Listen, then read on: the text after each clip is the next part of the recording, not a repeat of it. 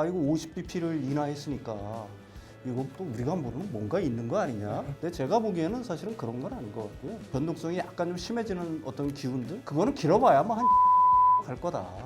뭐 저는 그렇게 생각을 하고 있는 거고요. 파월 의장의 그 연설을 보게 되면은 왜 50bp를 인하했는지를 갖다 명확하게 좀 알 수가 있겠죠. 결론부터 먼저 말씀드리면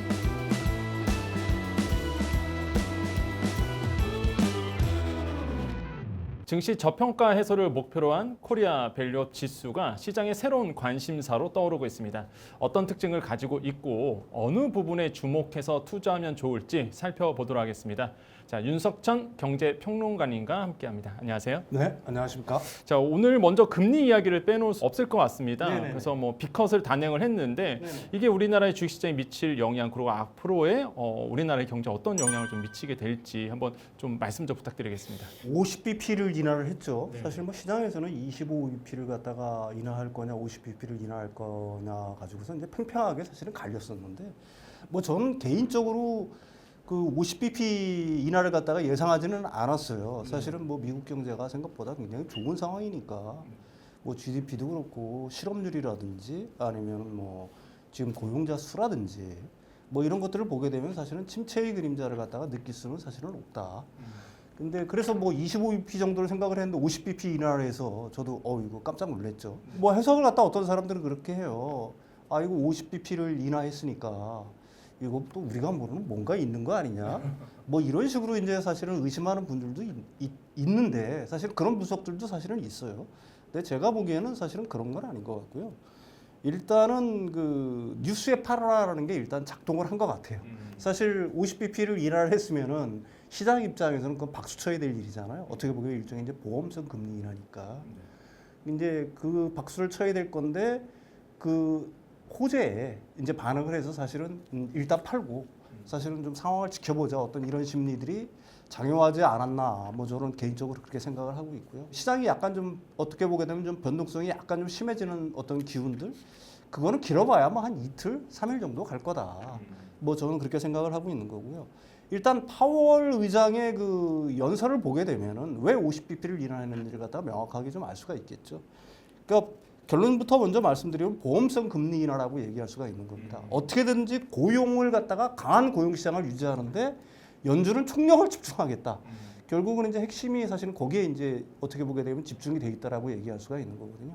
그러니까 강한 고용을 위해서 그러니까 선제적으로 사실은 50bp B컷을 일단 단행을 하고 뭐 점도표로 보게 되면 올해 한 2번 정도 더 내린다라고 얘기를 하니까 그런 점들을 갖다가 생각을 해서 이제 B컷을 단행을 한 거지. 사실은 B컷의 어떤 이유가 시장의 일부에서 우려하는 것처럼 우리가 모르는 뭐 어떤 게 있어서 안 좋은 상황들이 있어서 그 B컷을 단행하지 않았냐 뭐 이런 식으로 의심하는 분들이 있는데 저는 뭐 그거는 아니라고 보고요. 미국 경제는 현재 상황 같아가지고는 제가 보기에는 충분히 연착륙이 가능한 거고 사실 연착륙이 경기 침체가 아닌 연착륙이 가능할 때 금리 인하는 사실은 시장에는 굉장히 좋은 사이를 줬으니까 과거의 어떤 역사적 경험치로 놓고 보더라도 시장은 계속해서 우상향을 하는 경향을 보였거든요. 침체가 따랐을 때 그 금리 인하를 하게 되면은 시장 꼬꾸라지죠. 그런데 침체가 아닐 때 그 금리 인하 사이클에 접어들어가게 되면 오히려 시장은 오르는 증상을 보였거든요. 현상을. 그러니까 이번에도 그런 현상이 벌어지지 않을까. 뭐 저는 개인적으로 그렇게 생각을 합니다. 예. 그러니까 이게 긍정적으로 보시는 거네요. 그러니까 지금 시장에서는 이제는 0.5% 정도 금리 인하된 거를 침체가 아니겠느냐. 그러니까 미국에 우리가 모르는 이제 둔화라든지 그렇죠. 이제 침체가 아니라서 사실상 이거를 어떻게 해석하냐에 따라서 굉장히 달라질 것 같은데 이제 평론가님은 그러면은 이제 침체 안에서 금리 인하가 되는 것이 아니라 사실상 이제는 뭐 고용에 대한 부분을 뒷받침하기 위해서 그렇죠. 연착륙을 위해서 이제는 금리 그렇죠. 더 B컷을 강한 당할 때. 연착륙을 위해서 그 연준이 거기에 총력을 기울이는 거고 사실 뭐 일부에서 얘기하는 것처럼 뭐 미국 경기가 침체의 어떤 기운을 들이울 거다라는 거는 저는 개인적으로 동의 자체가 안 돼요. 왜 그러냐면 기존에 이제 통화 정책의 연준의 통화 정책의 어떤 수단들이 과거에 비해서 굉장히 세련돼졌고 심지어는 양적 완화까지 실행하잖아요. 그다음에 또 한 축인 미국의 재정 정책 자체가 사실은 재정을 줄일까라는 거에 굉장히 의문의 여지가 사실은 있는 거거든요. 일부에서는 뭐 과다 부채 얘기를 하지만은 그런 건 전혀 신경 쓰지 않습니다. 미국 같은 경우는 지금 뭐 기축통화국이니까 끊임없이 재정을 갖다가 투하를 하고 있는 거거든요. 따라서 무너질 수 있는 어떤 만약에 무너지는 기운이 보인다라고 하게 되면은 그걸 갖다가 방어할 수 있는 수단들이 과거에 비해서 어떻게 보게 되면은 더 극단적으로 좋게 말하면 발전을 한 거고 아니면 좀 부정적으로 얘기하면 무차별적으로 사실은 연준과 미국 정부 자체가 사실은 통화 정책과 재정 정책을 사용하고 있기 때문에 그게 뭐 아주 어떻게 보게 되면 완전히 돌발적인 상황이 발생하지 않는 한 사실은 미국 경기의 어떤 침체를 예상하기는 뭐 저는 개인적으로 좀 어렵지 않나 이렇게 생각을 합니다. 지수에 도움이 되겠네요, 그럼. 뭐 지금 과거의 경험들이 사실은 그런 거니까요. 과거에 그 역사적으로 보게 되면은 뉴욕 증시 같은 경우에는 연착륙 상황에서 금리 인하 사이클로 접어들어갔을 때는 사실은 주식시장은 계속해서 우상향하는 모습들을 보였거든요.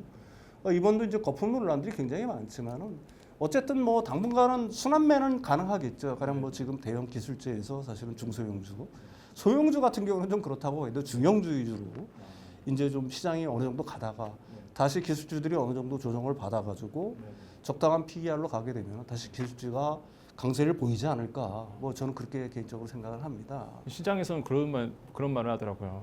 금투자 때문에 뭐 오를 것도 못 오른다. 사실 이렇게 금리 인하가 비컷이 단행되고 그러면 사실상 이런 수혜를 전혀 못 받고 오히려 삼성전자 같은 경우도 2% 이상 빠지는 포인트를 보여왔는데 결국에는 시장에서 이제 금투세 얘기를 계속적으로 개인 투자자들 많이 하시는 거예요. 그러니까 그럼 이 금투세 이슈가 계속 우리 시장을 억누를 가능성은 계속 있다라고 이제 보시는 건가요? 글쎄요, 뭐 우리 시장이 뭐 완전히 저평가된 건 세계에서 꼴찌 시장 아니에요. 지금 전 세계이 러시아보다도 못한 시장인데 거기에 뭐 금투세만 이유가 될 수는 없겠죠. 금투세 분명히 하나의 이유가 됐을 것 같고요. 다만 금투세 같은 경우에는 제가 생각하기에는 최소한 유예는 거의 확실하다고 저는 생각을 합니다. 더불어민주당 같은 경우도 스탠스가 조금씩 변화하고 있는 거고요. 더불어민주당 당대표께서도 사실은 뭐 유예를 갖다가 계속해서 얘기를 하고 있는 거니까요. 그렇지만 이제 정치 역학적으로는 사실 이걸 유예시키는 대신 더불어민주당은 뭔가를 얻어야 되겠죠. 그런 어떤 삿바 싸움은 있을 것 같아요. 그렇지만은 최소한 유예로 가닥을 잡은 거고 일단 유예가 되면은 이 금투세를 갖다가 뭐 장기적으로는 뭐 어떻게 될지는 모르겠습니다만 시행을 조건으로 해서 그 세부적인 사항들 지금 이제 논란이 많이 되고 있는 부분들 같은 경우를 갖다가 손을 보는 작업들이 이루어지겠죠. 우리 증시 같은 경우 이렇게 어려운 거는 오늘 이제 지금 말씀하셨던 시총 1, 2기업인 삼성전자라든지 SK 하이닉스가 사실은 며칠 전에 이제 JP 모건의 그 보고서가 겨울이 오고 있다, 반도체에 겨울이 오고 있다는 보고서가 일단은 강타를 한 거고요. 일본 시장 같은 경우 보게 되면 오늘 많이 올랐잖아요. 상대적으로. 그러니까 한국 주식 시장의 어떤 체력이 사실은 이게 얼마나 허약한가라는 걸 갖다가 좀 인식할 필요가 있다. 자, 오늘 전해드린 정보들 잘 참고하셔갖고요. 성공적인 투자하시길 바라겠습니다. 자, 오늘 말씀 감사합니다.